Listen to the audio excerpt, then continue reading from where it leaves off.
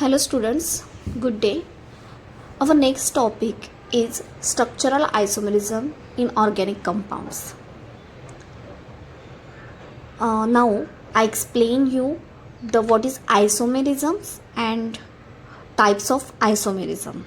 But in PCI syllabus in the second semester pharmaceutical organic chemistry first we have to focus on only structural isomerisms. So in this short video हम structural isomerisms के ऊपर ज़्यादा focus करेंगे. Let us see one by one. First of all, what is isomerisms? So two or more compounds having a same molecular formula but different arrangement of atoms in the molecules, so that physical and chemical properties of the compounds are different. Therefore, the compounds that exhibits isomers and are known as a isomers. So first of all, we have to define what is isomerism. Isomerism म्हणजे काय?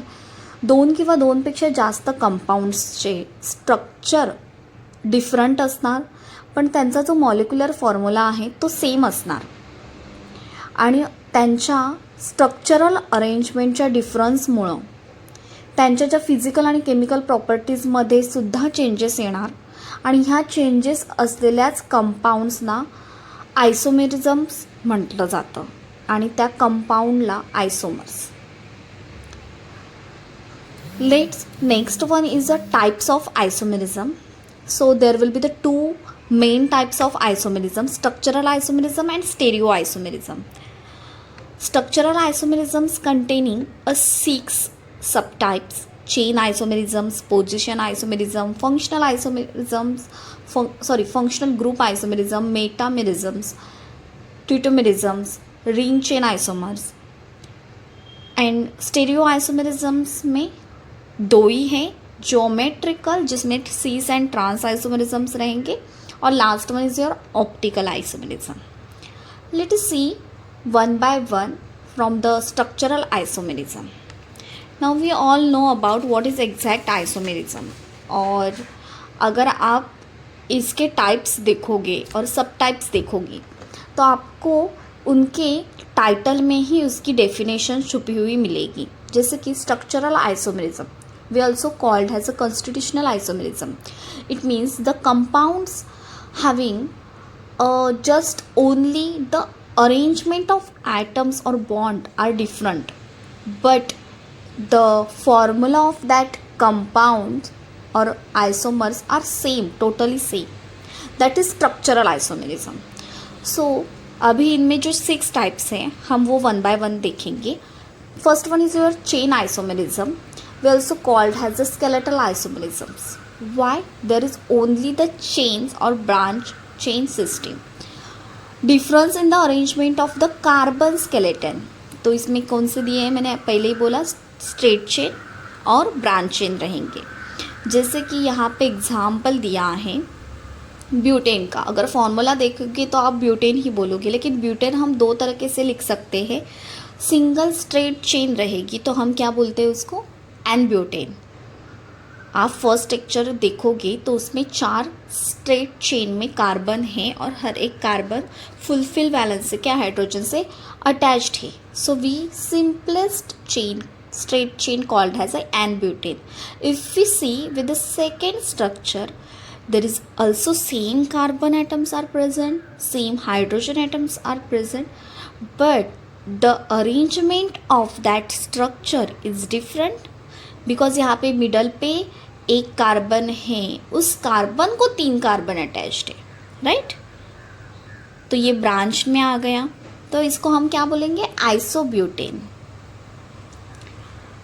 Second one is your position isomerism. Obviously functional groups और जो भी substituents हैं वो किसी different side attached है और डिफरेंट पोजिशन पे अटैच्ड है सेम कार्बन चेन के ऊपर, तो हम क्या बोलेंगे? पोजिशन आइसोमेरिज्म्स. फंक्शनल ग्रुप और substituent is attached at a different position on the same carbon chain. Same यहाँ पे भी फॉर्मूला दिया है उन्होंने प्रोपेन का.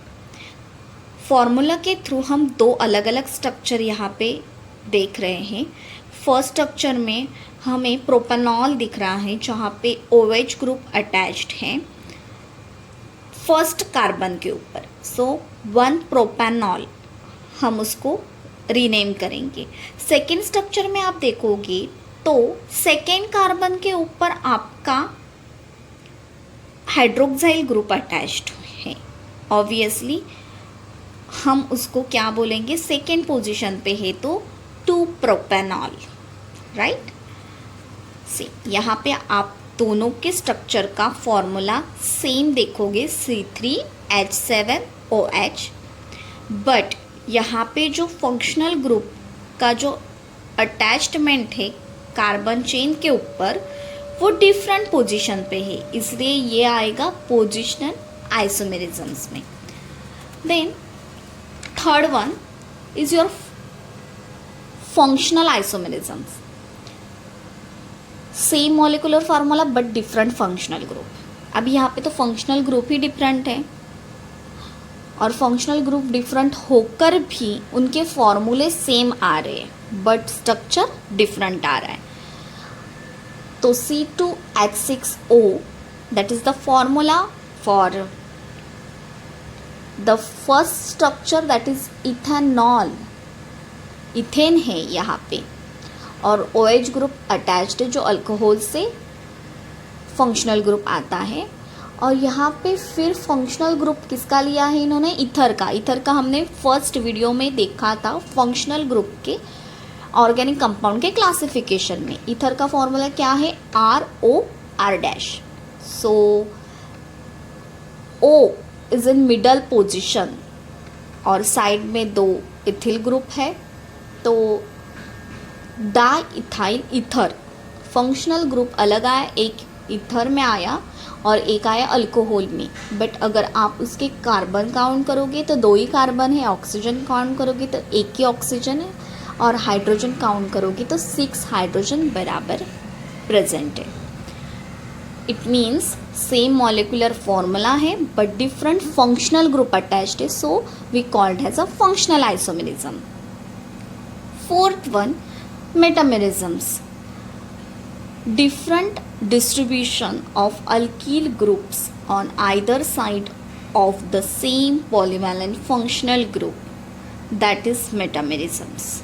यहाँ पे भी आपको फॉर्मूला तो सेम दिखाई देगा बट जो आपका अल्कील ग्रुप का अटैचमेंट रहेगा किसी एक फंक्शनल ग्रुप के साथ वो क्या रहेगा, डिफरेंट रहेगा। जैसे कि आप यहाँ पे नोटिस करोगे हमारा ऑक्सीजन मिडल पे है तो डाइथिल ईथर बन रहा है, एक इथाइल ग्रुप वन साइड है, remaining ethyl group second side है, तो हम इसको बोलते हैं डाइथिल ईथर।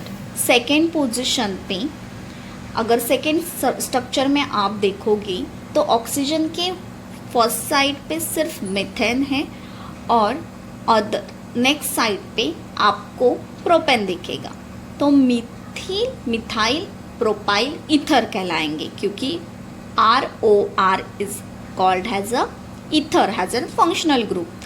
बट आप इन सब के कार्बन चेक करोगे तो 4 ही कार्बन है दोनों स्ट्रक्चर में, हाइड्रोजन 10 है और ऑक्सीजन 1 ही है। सो यहाँ पे क्या हुआ है, एक फंक्शनल ग्रुप का अटैचमेंट अल्किल ग्रुप से कुछ डिस्ट्रीब्यूट किया हुआ है, तो उसको हम क्या बोलेंगे, मेटामेरिझम।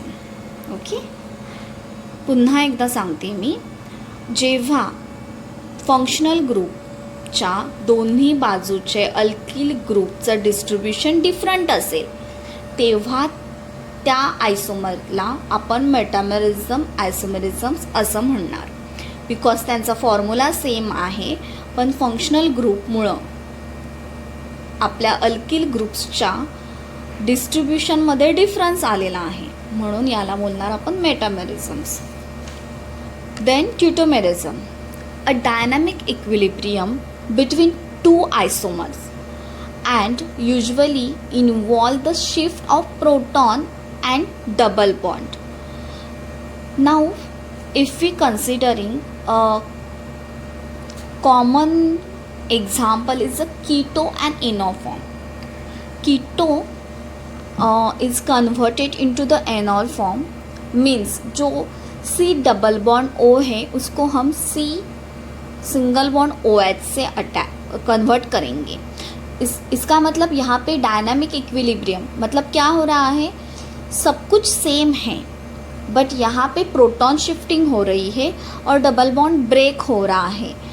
तो जो कीटोन फॉर्म है वो क्या हमेशा क्या रहेगा, कीटो फॉर्म ऑब्वियसली वो हमेशा स्टेबल रहेगा, स्टेबल आइसोमर रहेगा और उसका हम रीअरेंजमेंट करेंगे सिर्फ, बट उसकी वजह से भी आपका फंक्शनल जो ग्रुप रहेगा वो थोड़ा डिफरेंट हो जाएगा. जैसे कि पहला keto form that is acidic और they will converted into after rearrangement we called has an basic isomer. Acidic to basic बन गया. C double bond O is your acidic product and COH is your basic.